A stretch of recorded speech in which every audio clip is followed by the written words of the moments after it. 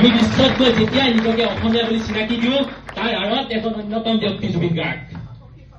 যেতিয়াই আমাক সংস্কৃতিক লৈ প্ৰশ্ন কৰা হ'ব আৰু সেইদিনাই আমি মূৰ তুলি উত্তৰ দিব পাৰিম, আমাৰ অসমৰ মাটিতে জন্ম হৈছিল জুবিন গাৰ্গৰ দৰে এজন স্বনামধন্য ব্যক্তি।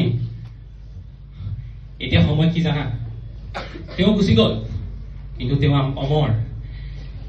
তেওঁ সৃষ্টি কৰা কৃষ্টি সংস্কৃতি, তেওঁৰ ৰচা সংস্কৃতিৰ বুকুত অসমীয়াৰ ভেটি আমি জীয়াই ৰাখিব লাগিব।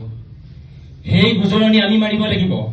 আৰু যিদিনাই সেই সংস্কৃতিত আনে দাগ বহুৱাব, সেইদিনাই মানি লওঁ আমি অসমীয়াই নহয়, আমি বিদেশী, যিয়ে নিজৰ জাতি মাটি ভেটি ৰক্ষা কৰিব নোৱাৰো।